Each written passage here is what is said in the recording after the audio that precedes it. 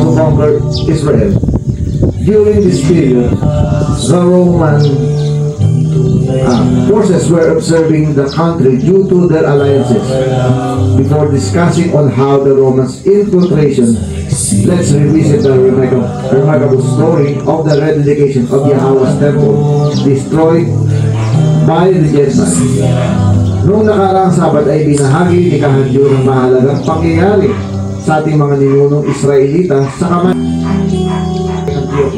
Nalalaman natin na may mga taksil tulad din na Simeon, Minilaos at Alcimo na silang naging dahilan sa pagkakaroon ng lakas loob ng mga upang sa buhay ng bayan Israel. Sa panahon yun ay ang pwersang Romano ay nagpapadyang dahil din sa kanilang pakikipag-alyansa.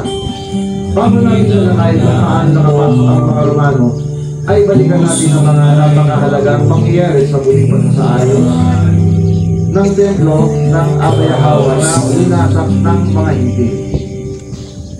Perhaps in the 5th book of Maccabees, stories are now familiar to us. Let's focus on significant events relevant to our current times, such as the temple restoration and dedication. For that, allow us to summarize the content in the 5th book of Maccabees. Marahil, karamihan sa kaysaysayan sa ikalawang aklat. Pasasalamat sa Diyos.